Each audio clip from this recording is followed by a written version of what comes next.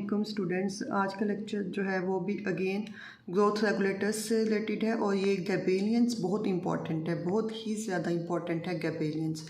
गैबेलियंस होता क्या है बेसिकली? गैबेलियन जो है ये बेसिकली सेल को इलॉन्गिनेशन में हेल्प आउट करता है। ये सिर्फ सेल के साइज़ को इंक्रीज़ करता है और जिससे सेल की इलॉन्गिनेशन होती है, और ये बिल्कुल भी सेल डिवीजन में इसका कोई जो है वो रोल प्ले नहीं करता।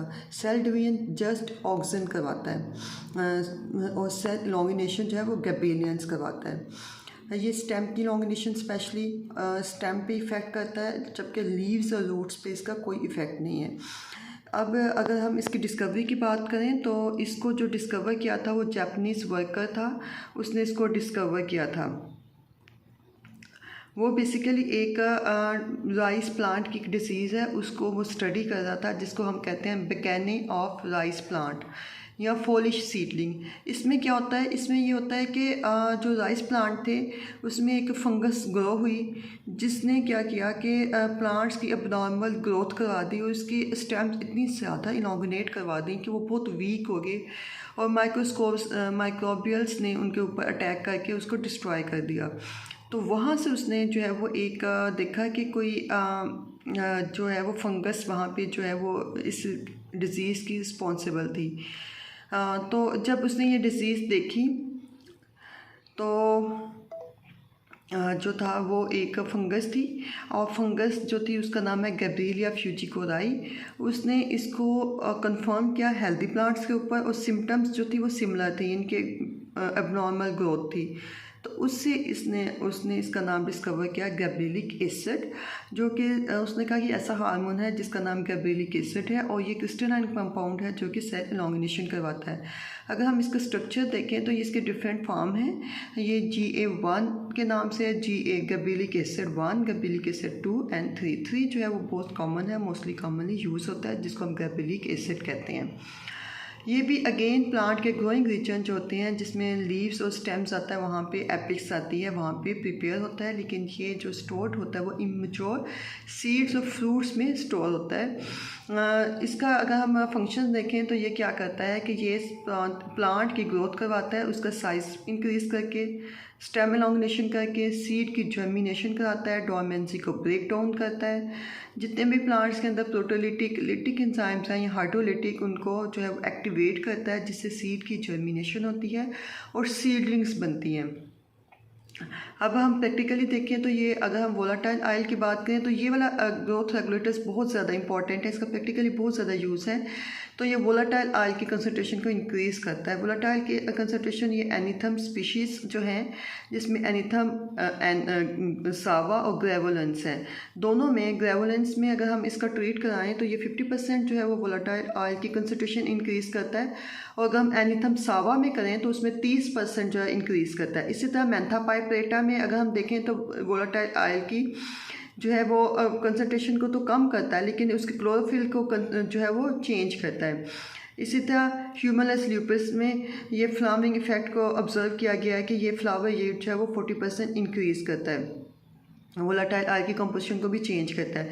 अल्कलॉइड्स में देखें तो एटोपा बेलाटोना में अगर हम इसका ट्रीट करें तो अल्कलॉइडल कंसंट्रेशन इंक्रीज़ करता है। धतूरा स्ट्रॉमोनियम में करें तो उसमें अल्कलॉइडल कंटेंट इंक्रीज़ करता है। निकोटीन या टबैको में करवाएं तो निकोटीन की प्रोडक्शन जो है यानी कि अल्कलॉइड्स की कंसंट्रेशन है वो इंक्रीज़ करता है। कैथारंथस रोसियस में जो है जो विनक्रिस्टिन ब्लास्टिन अल्कलॉइड्स हैं उसको इंक्रीज़ कराता है। हायोसाइमस में इंक्रीज़ करवाता है, प्लांट की हाइट इंक्रीज़ करवाता है।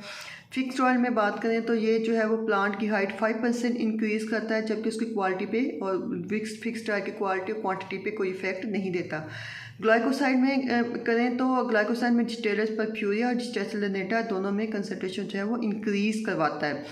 तो ये थे इसके प्रैक्टिकल यूजेस के कहाँ कहाँ पे यूज़ होता है। नेक्स्ट है साइटोकाइनिन। साइटोकाइनिन जो है वो भी बहुत इंपॉर्टेंट है, ये सेल डिवीजन करवाता है। इसके साथ साथ ये सेल के जो रेगुलेटिंग पैटर्न है या उसका जो डेवलपमेंट का जो फ्रीक्वेंसी है ऑर्गन की, उनकी इसके अलावा उनकी शेप और उनकी पोजीशन को मेंटेन करता है।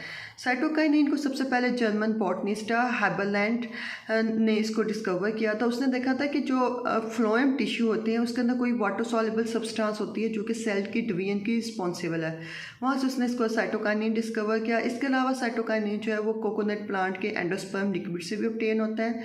इसके अलावा इसको कार्नेटिन कहते हैं। कार्नेटिन इसलिए कहते हैं कि फिश होती है उसके DNA से ऑब्टेन होता है। जियाटिन भी इसको कहते हैं। जियाटिन ये है कि ये बाद में मेज प्लांट जो है उससे डिस्कवर हुआ था, इसके लिए इसको जियाटिन भी कहते हैं। केमिस्ट्री में देखें तो बेसिकली इसके अंदर जो है वो 6-फॉस्फोराइल अमाइनो एसिड होता है और प्यूरिन बेसिस होती हैं, जिसमें एडेनिन मोस्टली रिस्पॉन्सिबल होती है और एडेनिन टाइप के काइनेटिन और जियाटिन होते हैं। क्लासिफिकेशन देखें तो एक नेचुरल है और सिंथेटिक है। जो नेचुरल है उसमें काइनेटिक और काइनेटिन एंड जियाटिन है। जो सिंथेटिक है उसमें 6 बेंजाइल एडेनिन है और 1 बेंजाइल एडेनिन जो कि इसका आइसोमर है। 1 बेंजाइल एडेनिन की एक्टिविटी बहुत कम होती है सिंथेटिक में, तो इसलिए हम सिंथेटिक अगर यूज़ करना है तो 6 बेंजाइल एडेनिन यूज़ करते हैं, क्योंकि इसका इफेक्ट बिल्कुल सिमिलर है एज काइनेटिन और जियाटिन के, जो कि नेचुरल है।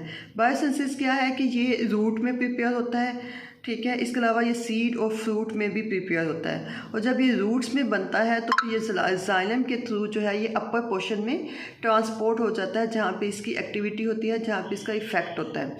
साइटोकाइनिन को जो है वो मेटाबोलाइज करते हैं ऑक्सीडेसिस, और एडेनिन रिलीज होती है। इसका जो मैकेनिज्म और पाथवे है वो अभी तक जो है फुली नॉन नहीं है।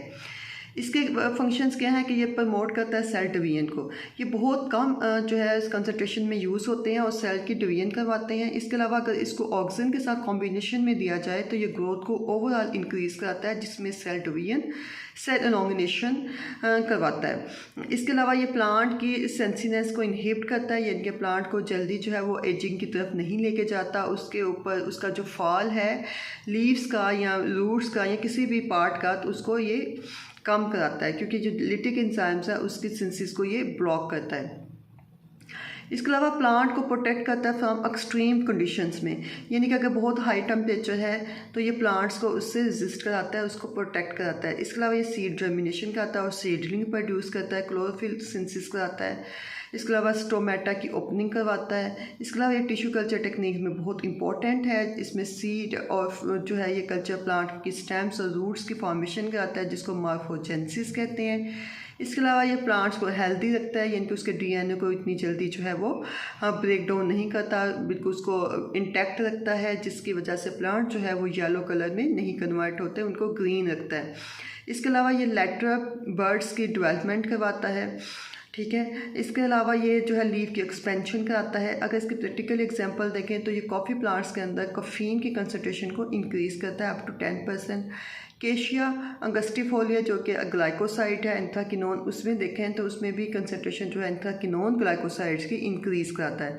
इसी तरह ओपियम ओपापावा सोमनिफेरम जो कि आइसोकिनोलिन अल्कलॉइड्स है, उसमें अगर इसका इंजेक्शन लगा दिया जाए तो ये उसके जो है जो इन्लार्जमेंट करा देता है कैप्सूल की, बट जो है कंटेंट जो अल्कलॉइड का उसको डिक्रीज़ कराता है।